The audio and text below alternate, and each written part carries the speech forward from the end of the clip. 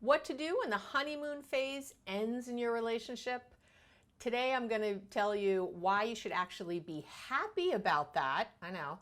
And the two things you should be focusing on to make your relationship more connected, more intimate, and even have hotter sex. So stay tuned. I'm Dr. Abby Medcalf. I help people create love, connection, and ease in every relationship. And I'm really happy to be here with you today to talk about why the honeymoon phase ends.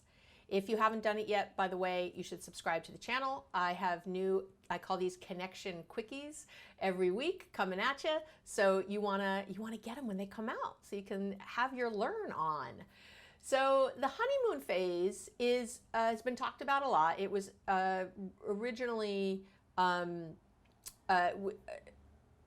original way that it was talked about was in relationship to something called limerence. And limerence was coined first by a woman named Dorothy Tanoff in 1979 in her book about love and limerence. And limerence is that new feeling of love, that excited, butterflies, crazy making feeling. And the reason you want to know about it is because it's actually a biochemical reaction in your body. And that biochemical reaction releases, dopamine and but also a lot of kind of stress hormones like adrenaline, so that you end up with that kind of jumpy feeling sometimes. And limerence is not a phase that you want to keep going. Helen Fisher, biological anthropologist Helen Fisher, calls it in her book Anatomy of Love, talks about this being like an infatuation stage where you are just all about the other person. And the limerence, that biochemical reaction that you really don't want to keep, happens when you are, and you've had this, I know, when you're totally obsessed about the other person, you can't eat, you can't sleep, you can't think, you're just thinking about this other person. It happens, you feel like you need to have them near you all the time. You want to be able to eyeball them, you want to touch them all the time. They can do no wrong. You have sort of this irrational way of seeing them in a super positive light, and it's kind of too positive. It's really not realistic. And you want them to be as obsessed with you as you are with them, so you're always looking, asking and hoping and wanting them to profess their love and all that. And that honeymoon phase of do no wrong, again, can last maybe up to 24 months. For some people it's much shorter, for some people it's longer. Some people end up just going from honeymoon phase to honeymoon phase, breaking up when that happens because they want that that feeling. The problem is, and this is why you should be happy when it ends, is that there's really kind of three phases to love. That's why Fisher calls it this anatomy of love. And in each phase there are there's a different biochemical thing that happens in your brain. And the phase after that sex and lust phase, that initial honeymoon phase, is the attachment and trust phase of the relationship. That's when you really you feel attached. This is when you deepen the relationship in very important ways and really start to trust. And the kind of third phase is this romantic, being in love feeling. And it's not a linear progression, by the way, because you could be best friends with someone, so you could be in that kind of attachment phase, right, in that trusting attachment, and then have sexual feelings for them, and then create a relationship, right, a sexual one. And so you can see how you could kind of go back and forth. I think of these three phases as more of a constellation, where it's not a straight line, where you can go from different stars. So, but when you're leaving this honeymoon phase, when you're leaving the limerence and those things, what happens in the attachment phase are different neurochemical processes in the body, different chemicals. And the leading ones here are oxytocin and vasopressin. And these are your bonding and calming hormones. So you want these. Oxytocin is pretty famous. People think about it when women have babies. We have lots of oxytocin. But it also happens, if you're tickling your kid and you're playing with them, there's oxytocin getting formed. Oxytocin is mostly from skin to skin contact. That's the best way to get it. And so, and the more prolonged that contact, the more oxytocin and the more bonding.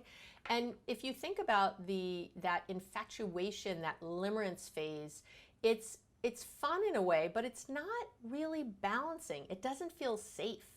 It's because it's all about the edge and the excitement and the what's next and the ooh. And it's actually not a safe place to be, because when the next exciting thing comes up, right, that's where people move. So your job when this phase ends, when this sort of honeymoon phase ends, there's a few things that come up. One is because in that limerence, you were looking at your partner like they could do no wrong. You might have had them on a pedestal. And if, you know, it hurts a lot more to fall from the 10th floor than from the first floor.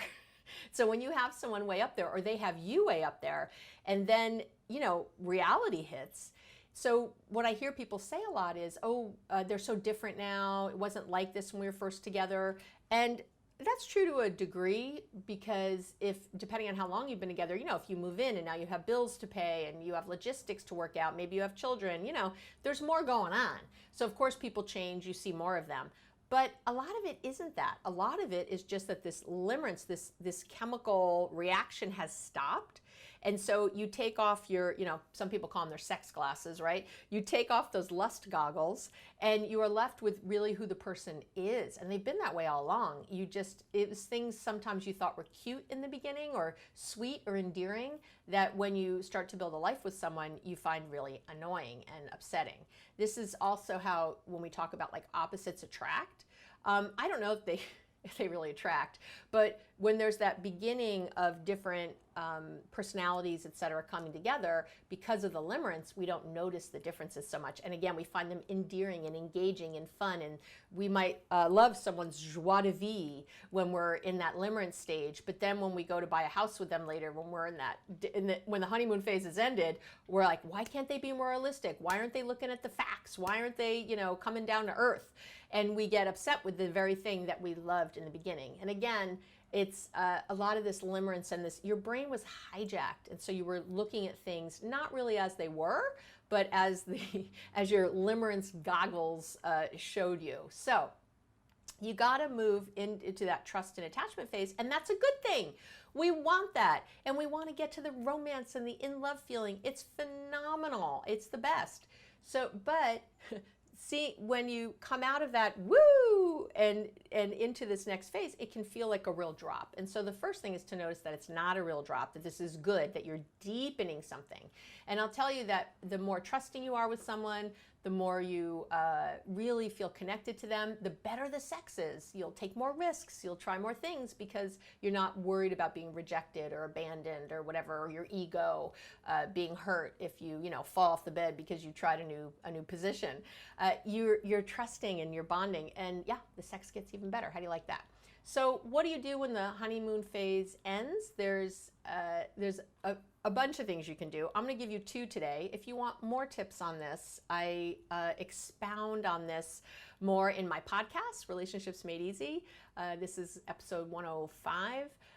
Or on my blog, on my website, abbymedcalf.com. You can find the podcast there, or the blog at abbymedcalf.com. You can find the podcast also anywhere that you download anything, from Pandora to Stitcher to iTunes to everything. So 2 things I'm going to tell you to do that are my favorites. One is when that honeymoon phase ends, we want to deepen the connection, we want to deepen the bond, we want to get to that romance and love feeling. And really, hands down, one of the best things you can do is to add novelty or something new. There's a ton of research out there showing that the chemicals that get released when we do new things together are the same ones that happen when we are falling in love. So it's great, you get that. So again, all that bonding and wonderful, even some dopamine, all the good stuff happens when we're doing new things together. What I tell couples is it's really good if you can find something new for both of you. Not, maybe one of you is a champion ice skater and wants you to learn ice skating with them. That's not really doing new things together. I want you both to be in that new state, that new place. So if neither of you has ever ice skated before, how great to go learn together. Take a welding class, hike a new mountain you've never hiked before. Even you can go to a restaurant that you go to all the time. Once I'm filming this in shelter in place. So once you can go to restaurants again, you can go order, or when you're ordering out, order new food. Don't order the same thing. A lot of us go to the same restaurant, order the same food when we go there. Try a different restaurant. Oh, that Ethiopian food I've been thinking about and interested in. Try it, see what you get.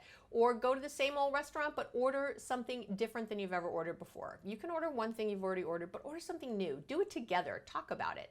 It's a, believe it or not, a really just great, easy thing to do. You can start a new kind of ritual together where you have maybe a couple's happy hour every day where you sit and talk, and it's a no kids zone, and maybe you have a special drink that you buy just for that, or a special treat to eat that's just for your couple's happy hour. Whatever it is, think of new things you can do and try together that haven't happened before. That's one. The second thing is to up your physical intimacy game in very simple ways. Are you ready? So John Gottman, who is, I talk about him all the time. He is a pretty famous marriage researcher out of New York. And he talks about, he's actually studied in his love lab how long it takes for you to do certain things for oxytocin, for that bonding, those good feel-good hormones and neurotransmitters to get released. And he found that kisses that last 6 seconds or longer are a key. That's when you start to release those. He calls a 6-second kiss a kiss with potential, I think is his wording. And hugs for 20 seconds or more. So if you do nothing else, I challenge you this week to, with your partner, to kiss them for 6 seconds every day. Make sure it lasts at least 6 seconds, and you can count in your head or do whatever you want. I know it can seem less sexy to be counting, but I'm hoping you lose count and you get really into the kiss. And get that hug going for at least 20 seconds or more. I will say that the research also shows that men get the most oxytocin from kissing and women get the most from things like holding hands. So I also want you to think of your partner, depending on who you're with, and what would get them more bonded versus what you need to feel more bonded, and try to be doing those things. So these are the ways to really, deal with that honeymoon phase ending and really seeing it as a positive, not a negative. It's not about regretting. It's not about trying to go back to anything. We're going forward. We're creating new things. We're creating new memories, and we are deepening our intimacy, our emotional closeness and connection and feelings of ease, laughter, love. It's the best. You totally want to do it. So I want you to be happy that the honeymoon phase has ended, that limerence is gone, and that you are now deepening and having better sex and more fun and a deeper connection than you ever did before with your partner. I'm Dr. Abby Medcalf. I help keep people create ease, connection, and love in every relationship.